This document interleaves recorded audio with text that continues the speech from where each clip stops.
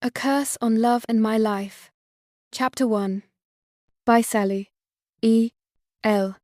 Some loves do not end when they are abandoned.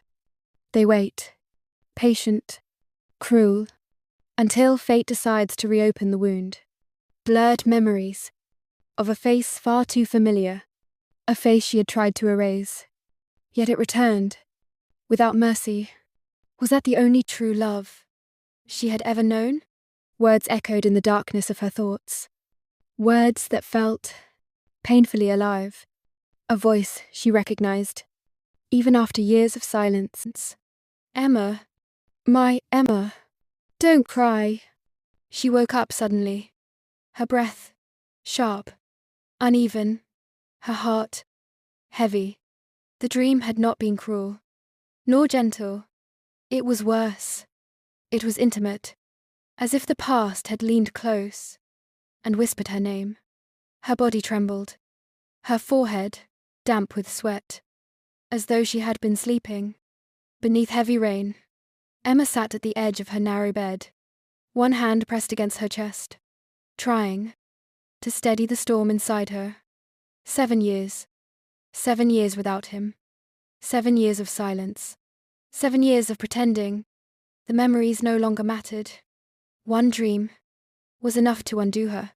She stood in her small, unforgiving world.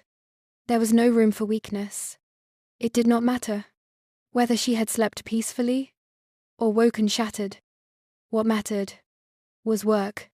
She slipped into a simple dress, worn thin by time, by labor, and stepped outside. The village greeted her, as it always did. Quiet, indifferent, unchanged. The bakery smelled of bread and heat, a routine carved into her bones. The same life she had lived for 7 years. She baked through the early hours, then walked to the fields. Once the sun climbed higher, planting, harvesting, enduring. Her hands were rough, scarred by honest labor, hands that had never known silk, nor jewels. She was no princess, not even a noble woman, just a common woman, shaped by hardship. Emma. Mrs. Baker's voice was unsteady. There is something for you. Emma frowned. For me? A parchment was held out to her, sealed, heavy, a royal emblem pressed into the wax. Her breath caught. A royal seal. The bakery fell silent.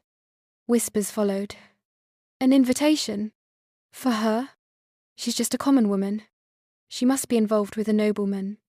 No one from the palace notices women like her. Without reason. Emma's chest tightened. Heat rose to her face. Not shame. Anger. I know no nobleman, she said. And I belong to no one. The whispers did not stop. They never do. Her fingers trembled as she broke the seal. The words were cold, formal, merciless. A summons to appear at the imperial palace. Attendance is mandatory. No explanation will be provided. Her vision blurred. The palace, a place she had never entered. And yet, a place her soul recognized. That night, Emma packed what little she owned. A dress, worn shoes, and a heart burdened with questions. At dawn, she left the village behind. The whispers, the accusations, the fragile peace she had built with trembling hands. Ahead of her, the capital, the imperial palace, and a summons that felt less like an invitation and more like a sentence. As the carriage moved forward, her chest tightened. Memories rose, forbidden ones, not innocent. Moments she had buried deep, so deep. She had sworn they no longer existed. Touches remembered only by the skin, promises whispered. When the world was small, and dreams still felt possible. She shook her head. No, I won't remember. That person, the one she refused to name, the one who had taken her innocence, and left her with silence. The one who had been her love and her ruin. She would not give him a name. Not now. Not again. Yet her heart betrayed her. It beat faster, with every mile closer to the capital, as though it already knew.